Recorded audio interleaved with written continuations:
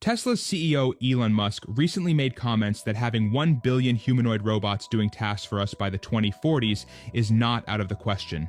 At first glance, this sounds absolutely ridiculous and completely impossible, but once we start thinking more deeply about this claim, the tone starts to shift from impossible to, oh shit, this might actually happen. Let me walk you through how I'm thinking about it. The form factor of a humanoid robot will likely remain unchanged for a really long time. A human has a torso, 2 arms, 2 legs, feet, hands, fingers, etc. Every single physical job that exists around the world is optimized for this form factor.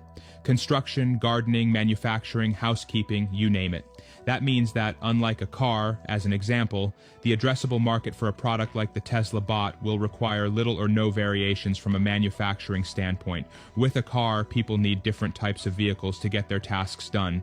SUVs, pickups, compacts, etc. There's a variation for every use case. This adds complexity to the manufacturing process of a car, and due to this complexity, you are limited to how many units you can crank out of a factory, not to mention that over time, folks will expect their cars to look different, perform better, have new creature comforts, etc. This requires new manufacturing processes, techniques, etc. But with a humanoid robot, the form factor will be able to remain the same for much longer than a car. This is because every manual job out there is optimized for the form factor of a human, or in this case, a humanoid robot that functions the same as a human. What this means is that the manufacturing complexity of a humanoid bot will be much less than a car, and the units that one will be able to crank out over time through the same size factory will only increase as efficiency gets better over time. Knowing this, let's try and put into context if the 1 billion number is possible by doing some rough math. If we use data from the U.S. Bureau of Labor Statistics, beyond 60% of all civilian workers in the U.S. have a job that requires standing or walking for a majority of their time. This means that 60% of civilian workers have a job that is also optimized for a humanoid robot. There are about 133 million full-time employees in the U.S. Applying the 60%, we can assume there are about 80 million jobs that are optimized for the form factor of a human or humanoid robot.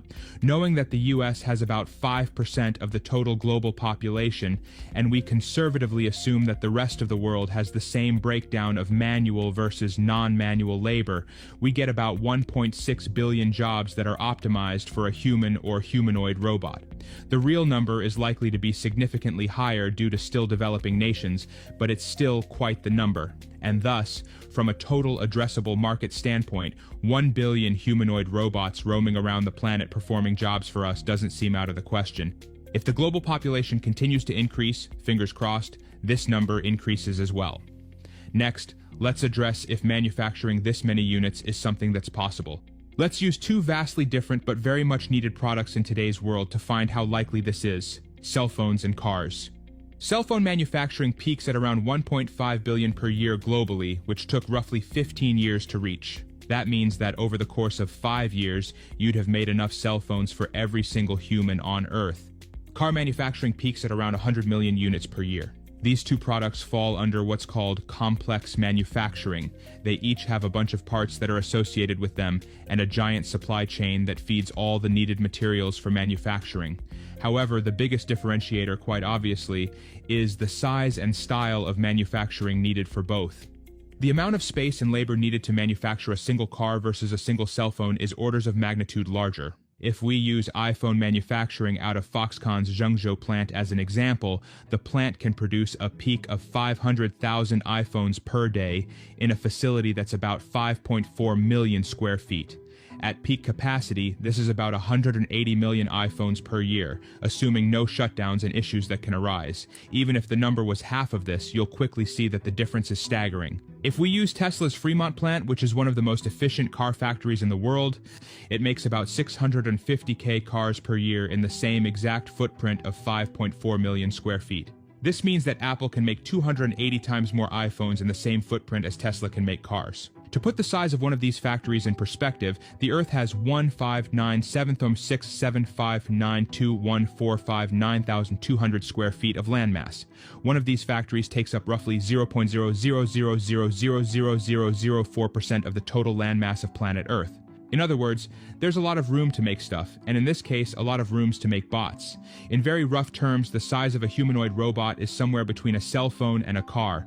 This is a vast oversimplification, but I want to make clear that the number of robots that a company can manufacture is not limited by how many factories are needed, or the size of said factories. If we assume a similarly sized factory that can make something on the order of 2 million robots per year, you would need 500 factories to crank out 1 billion robots per year. That's still only 0.0007% of the total landmass on the planet for all 500 factories. Not to mention that the product in question, a humanoid robot, will also be used to manufacture itself. You won't need to put out an ad to hire more people to help manufacture them. You just make more of them, and the more you make, the more that can be made. They'll be made faster, in tighter spaces, and in greater numbers. The only limiting factor is how many bots you can make and how many factories you can throw up to make them, which the bot will also make. You see where I'm going with this? Lastly, let's address if a humanoid robot will have the demand necessary to reach 1 billion units.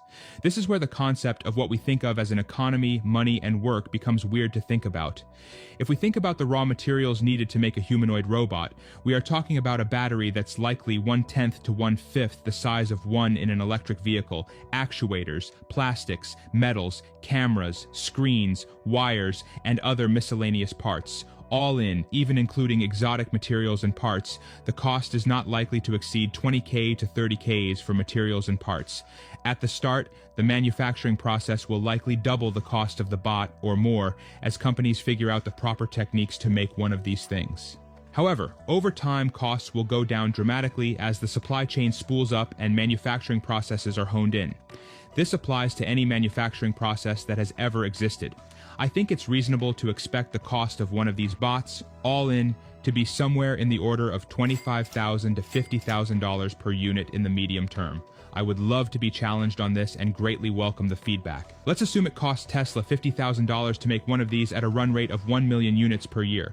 As their investments in AI technology begin to pay off, the jobs that the bot can do will transform from simple tasks, like surveillance in a parking lot, or picking up things on one end of a warehouse and putting them down on another end, to more complex tasks like building, gardening, housekeeping, and the like.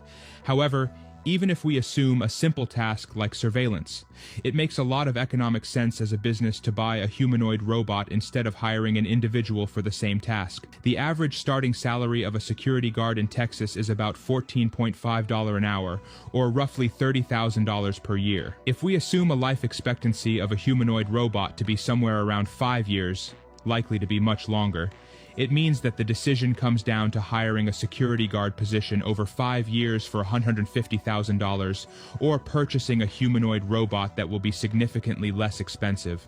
If it costs $50,000 to build one, Tesla can make anywhere between $1 and $99,000, and it'll still be cheaper than a human security guard over 5 years. Even if Tesla decided to charge $100,000 for a humanoid robot, a business would save $50,000 over 5 years in labor costs per security guard. In addition, the business would not have to worry about healthcare, injuries, or workplace conflicts. And on top of that, Tesla would make $50,000 in pure profit from each bot that's sold.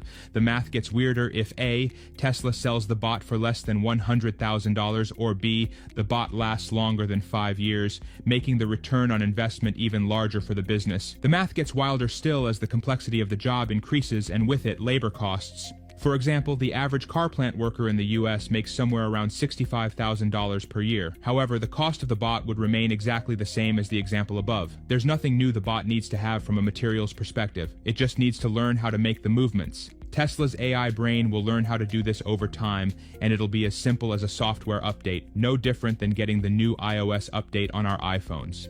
If we use the same math example as above, the car manufacturer would have to solve for this equation. Pay a person $325,000 over 5 years, plus healthcare, benefits, etc., or buy a Tesla bot for $100,000 or less, saving the company $225,000 or more over 5 years, and making Tesla $50,000 or more in the process. In this example, Tesla could get away with charging double, and it would still save the car manufacturer a ton of money. This will either lead to A, deflation due to lower costs of manufacturing, or B, massive profit increase for both the manufacturer and Tesla as labor efficiency increases. This dynamic warrants an entirely different post. And as we found out from above, the cost of the bots will likely go down over time as the bots start building the bots, removing tons of costs out of the process, removing the need for rest, vacation, and workplace injuries, and the capability to make the manufacturing processes a lot more dense and faster, which will crank out more bots per factory, further lowering costs, etc., etc., etc. Or we can use an example from our daily lives. How many of us would buy or rent a robot so that you never have to worry about dishes, laundry, lawn care, cleaning up the house, moving stuff, etc.? Think about the time this frees up at home to spend on whatever you'd like. What's the price one is willing to pay? Is that price more than how much it costs to build a humanoid robot? Let's assume we can rent a humanoid robot for $500 a month to do all our chores and then some. Over 10 years, that's $60,000 in revenue, which will cover the cost of a bot at $50,000 per unit. Would you do it? What if manufacturing processes are ramped up to a point where you can rent one for $250 a month? $100 a month? This is where my brain starts to hurt. Actually, it started to hurt by the time I finished writing the third paragraph. I hope this helps contextualize just how game-changing this technology will be in the future. I firmly believe this isn't a question of if, but when. There are no fundamental bottlenecks from a technological perspective that will keep this from becoming reality. With the advent of AI, Tesla's lead in leveraging this technology to understand the physical world, advancements in manufacturing capability, and human ingenuity, we are giving birth to what's likely to be the most fundamental shift to the human economy in recorded history. In one stroke, we are drastically reducing the costs associated with making things in the real world while freeing up massive amounts of time from jobs that a humanoid robot will be able to do better, faster, and much longer. Will this be a good thing? What will we do with all the time that we'll have? Will we struggle with purpose? What will happen with the concept of money when robots can build and do anything for us at almost no cost? Time is running out for us to figure this out because one thing is for sure. The robots are coming whether we like it or not, and if the past is anything to go by, this change will come much faster than any of us realize.